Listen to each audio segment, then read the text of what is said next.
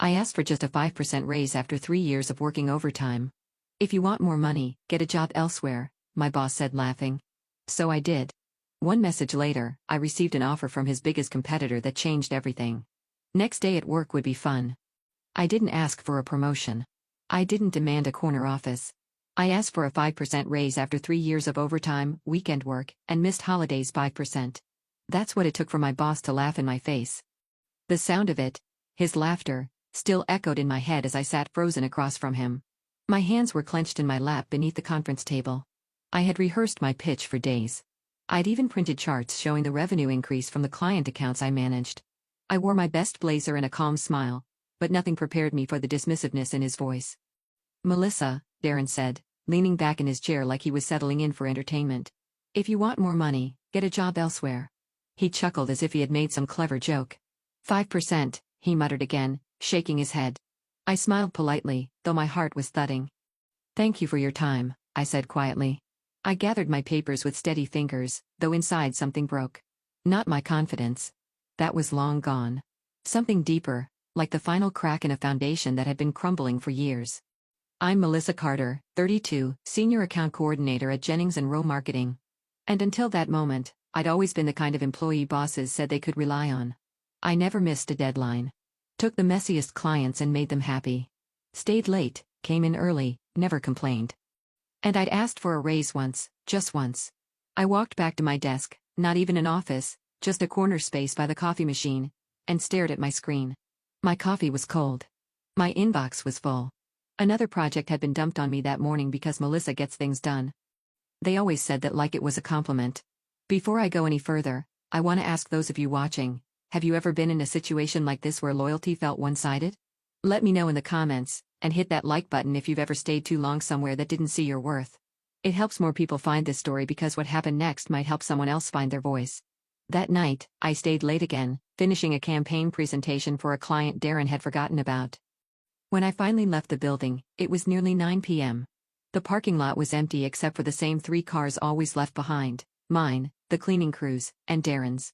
I sat in my car for a long moment watching the building. The same glass windows I'd looked through every day for 3 years, and I thought about the time I spent trying to prove my worth as if worth needed to be earned through exhaustion. Then I did something I hadn't done in years. I opened LinkedIn. The message icon had a red notification. I tapped it. "Melissa, if you're ever open to a conversation, we'd love to chat. Your work with Carrington Corp didn't go unnoticed." It was from Emily Saunders, VP of Strategy at Kensington & Wells, our biggest competitor. The message was 2 months old. I stared at it, my finger hovering. Darren's voice echoed. "If you want more money, get a job elsewhere." I replied, "Hi, Emily.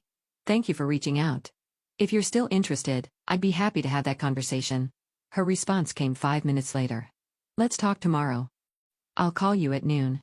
I sat back in my car seat, adrenaline rising like I'd done something rebellious, but all I'd done was respond to an offer, an open door. The next morning, I arrived at work at 8:15. Darren walked in at 10:03.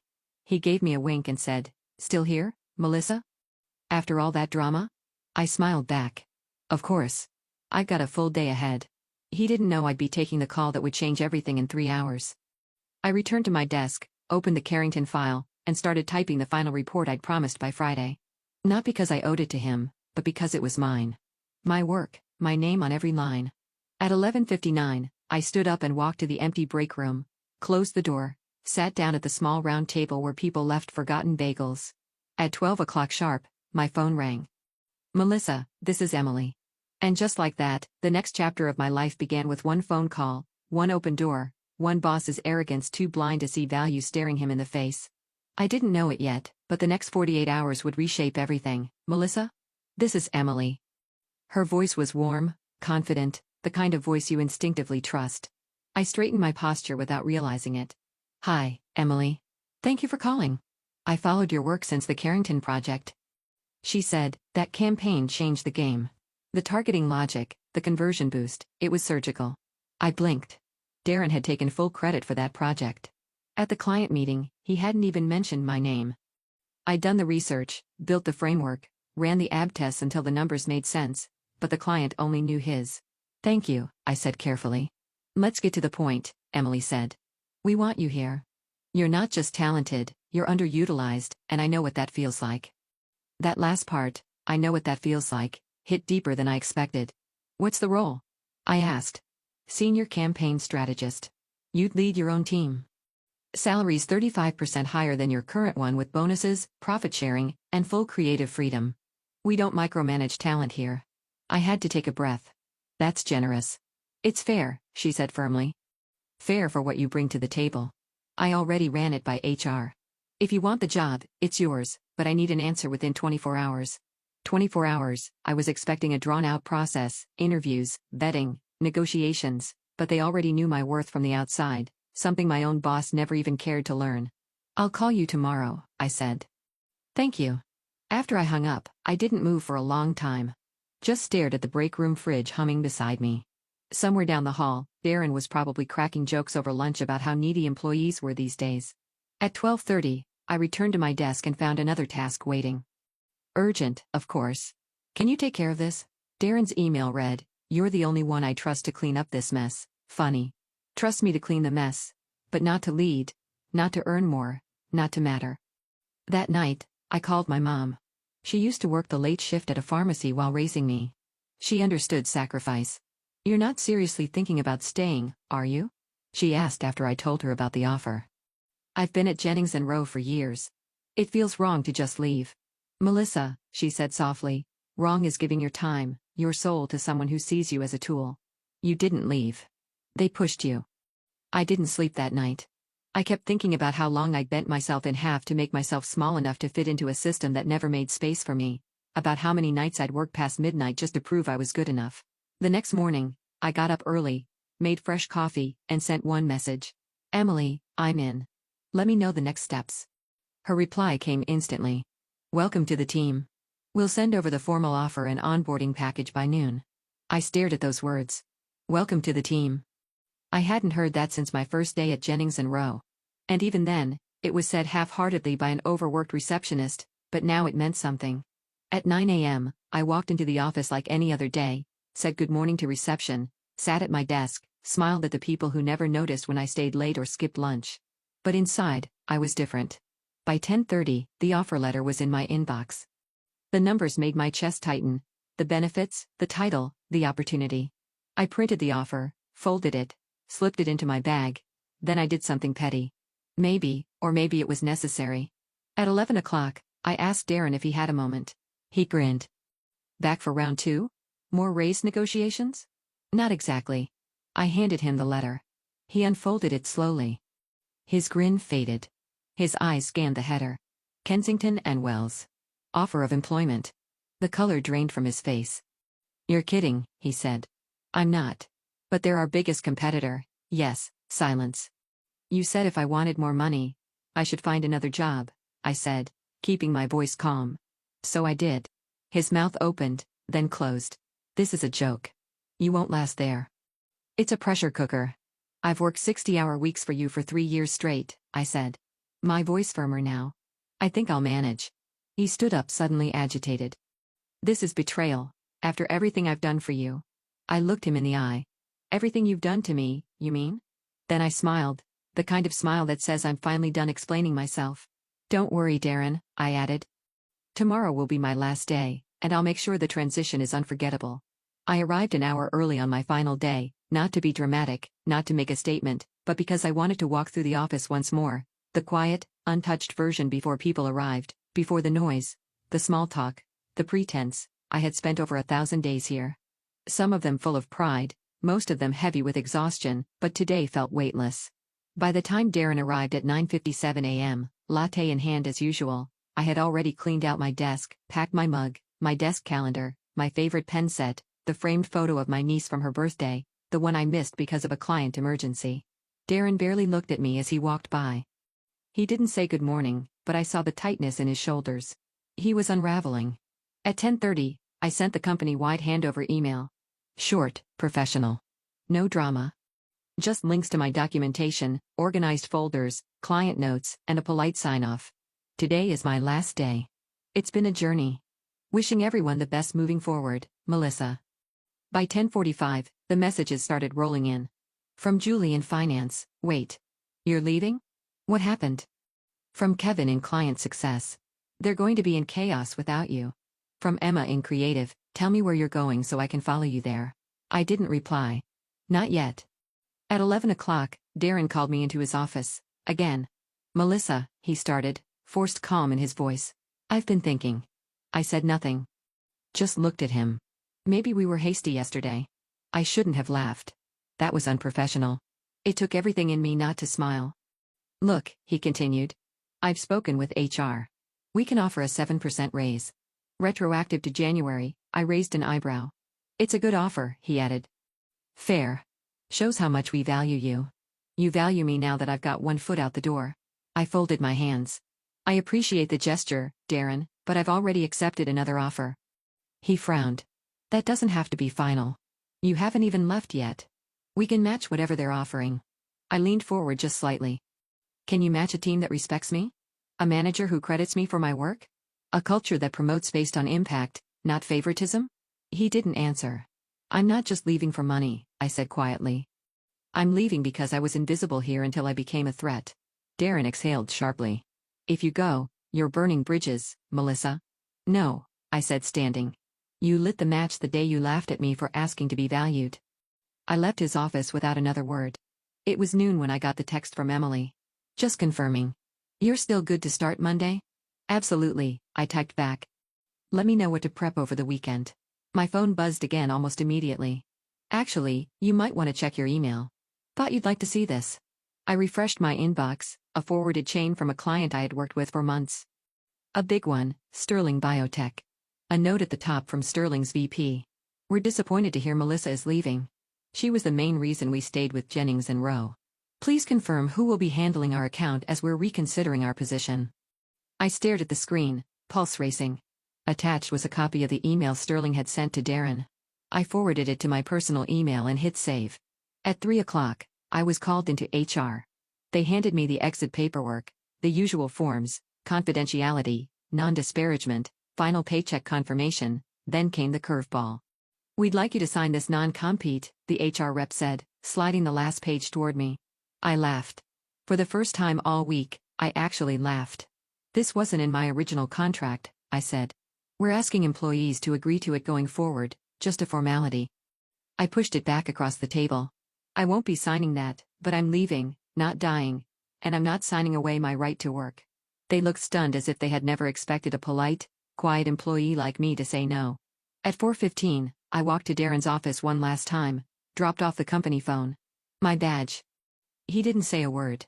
He didn't even look at me, but I could feel the panic radiating off him like heat.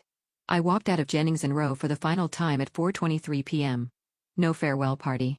No send-off. Just the quiet knowledge that everything had changed. The next morning would be Darren's to handle alone. Client calls, transition failures, questions he couldn't answer, and I would be nowhere near the fallout. Instead, I'd be walking into Kensington and Wells with my name on the door, my work recognized, and my worth no longer a question. And that, I thought, was the beginning of something bigger than a raise. Monday morning at 8:30 a.m., I stepped into the sleek open-floor headquarters of Kensington and Wells. Sunlight spilling in through tall glass windows, voices buzzing with energy, and my name already printed on the welcome packet sitting on my new desk. Welcome to the team, Melissa, the front desk assistant had said, offering me a fresh cup of coffee. You're going to love it here. And I already did. My new office wasn't huge. It wasn't on a high floor or full of expensive furniture, but it had a door, a window, a quiet space that was mine. For the first time in 3 years, I felt like I wasn't just occupying space. I belonged in it.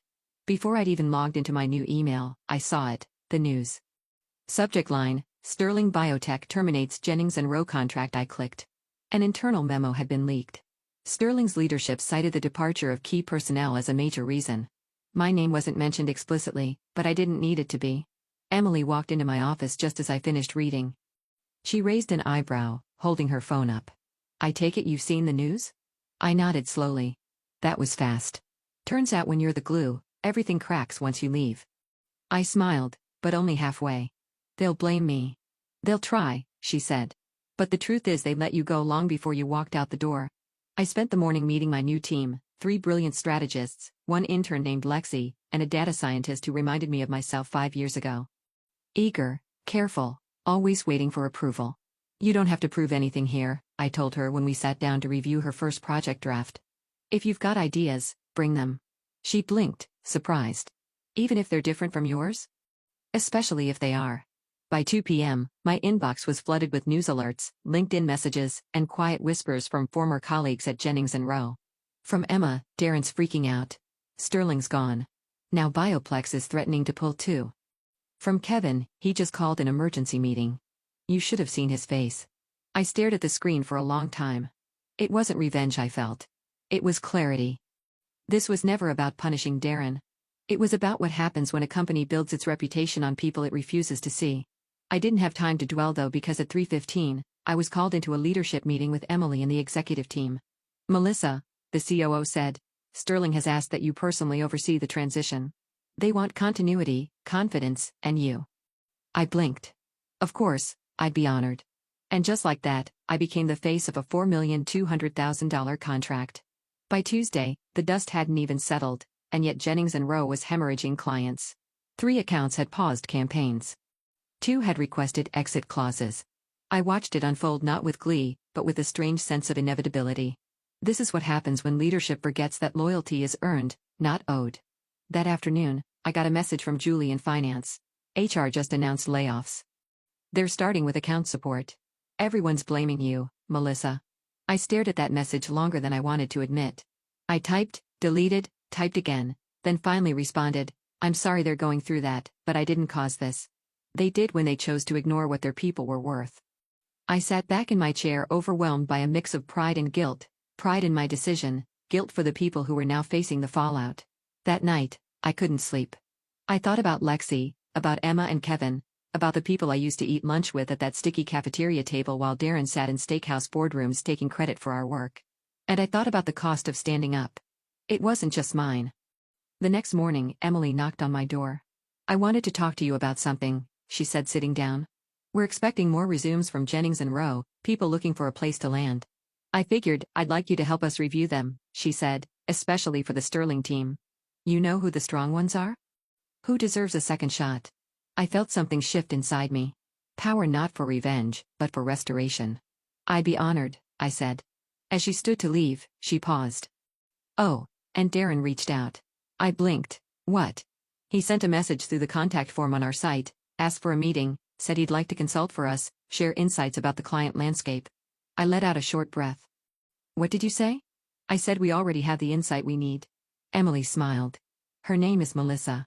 3 weeks after my first day at Kensington and Wells, I stood at the head of the Sterling project team's strategy table, pointing to projected ROI graphs that made even the most skeptical execs lean forward. Every metric had gone up since the transition. Client satisfaction, deliverables met early, new campaign reach. My team delivered. Not because they feared me, but because they were heard, respected, trusted. And for the first time in my life, I was the one guiding the room. Not quietly, not from behind the scenes, but as a name on the report, a face in the pitch. Recognition felt strange, like walking into a new version of yourself you didn't know existed. Still, it came with a weight I hadn't expected because while my star rose, Jennings & Rowe continued to unravel. By now, the layoffs had reached middle management. Word spread that Bioplex and Morantec had pulled out. Nearly half the office had been let go. The rest were living in constant fear, and my name was still on their lips. One afternoon, I received an email from Emma. She had always been the quietly brilliant designer who never got credit for her best work. Melissa, they cut my whole team yesterday. I don't know what I'm going to do. I've never worked anywhere else. I just wanted you to know I'm not mad. You did what we all wish we had the guts to do. That one stung more than I expected. I forwarded her portfolio to Emily. Within 2 days, Emma was being interviewed by our design director. But it wasn't just Emma. Over the following week, I quietly compiled a list of people I used to work with. Ones who stayed late, delivered under pressure, lifted others up even when they weren't lifted themselves. People like Julie, Kevin, Marcia from QA, Antonio in IT. I knew who deserved more, and I knew how to find them. It became a side mission. Every night after work, I combed through LinkedIn profiles. Every lunch break, I opened old Slack messages and client feedback logs. I remembered who made the machine run while Darren played executive. And one by one, I found ways to bring them here, or at least try, but not everyone wanted to come. Some ignored my messages. Some replied politely with thanks, but I'm not ready to leave the past behind. One message stayed with me longer than I'd like to admit. It was from Patrice, former accounting lead. You got your promotion by watching the house burn after you left. Don't act like a hero now. I saved it in a folder I'd started called The Cost because that's what it was. The cost of getting what you're worth when the system was built to keep you quiet. A week later, Emily and I presented the Talent Recovery Initiative to the board. It was a formal proposal to prioritize displaced Jennings and Rowe staff in our hiring pipeline. Training programs, referral bonuses, partnership with a career services firm. We'd even offer consulting positions to those nearing retirement or in career transitions. You're sure this is the right move? One board member asked. There are former competitors, people. Some might carry bad habits. Emily answered before I could. They were never the problem, she said. They were the solution their leadership failed to see. The board approved it unanimously. By the end of that month, 14 former Jennings and Rowe employees had joined us. Emma was promoted within 2 weeks. Antonio rebuilt our internal comm systems in record time. Kevin designed a new feedback loop that improved client response time by 30%. And the culture? Stronger, humbler, real. One morning, as I walked into the building, I saw a familiar face in the lobby, Darren. He looked like a ghost of himself. Thinner, paler, carrying a worn leather briefcase and a nervous smile. He stood up as I approached. Melissa, he said, voice tight. I'm not here to cause trouble. What are you here for? I asked, keeping my distance. They're saying you're hiring former J&R people. I need work. I've got a family, a mortgage. You know how this industry works. Once your name's attached to failure? He trailed off waiting. I didn't speak for a moment. Then I said, I'm not in charge of executive hiring. I'll take anything, he added quickly. Consulting, training, even admin. I looked at the man who once told me I was replaceable, now standing in front of me asking for a second chance. You said I burned bridges, I reminded him. He looked down. Turns out I was the one holding the matches. I didn't say yes. I didn't say no. I just told him I'd pass along his resume. As I walked away, I realized something important. I didn't need to destroy him to win. He'd done that to himself. I just stopped trying to prove I belonged in a place that never saw me. 6 months had passed since I walked out of Darren's office for the last time. In that time, Jennings and Rowe lost 4 major clients, laid off over 60% of their staff, and quietly pulled out of 2 national campaigns. Rumors circulated about a potential merger. Others whispered about liquidation. I didn't watch with joy. I didn't watch with guilt either. I just observed, detached, like watching a familiar house fall in on itself, knowing you tried to fix the foundation, but no one listened. My life looked very different now.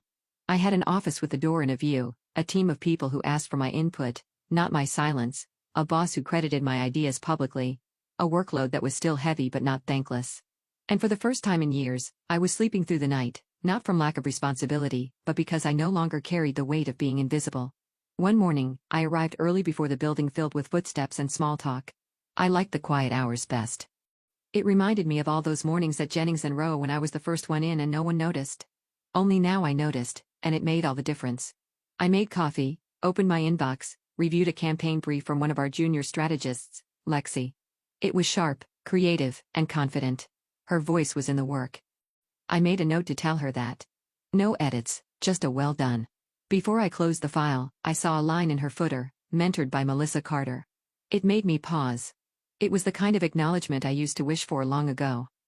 At 11 a.m., Emma stopped by my office. They offered me the lead designer role, she said, eyes wide. I grinned. Of course, they did. I'm not sure I'm ready.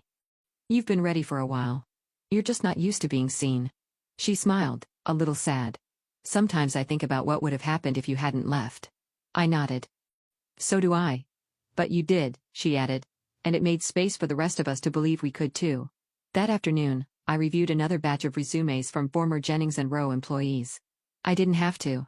I could have delegated it, but I wanted to because I remembered their faces, their efforts, the way we all tried to hold up a system that was never built to hold us. Not everyone made it out.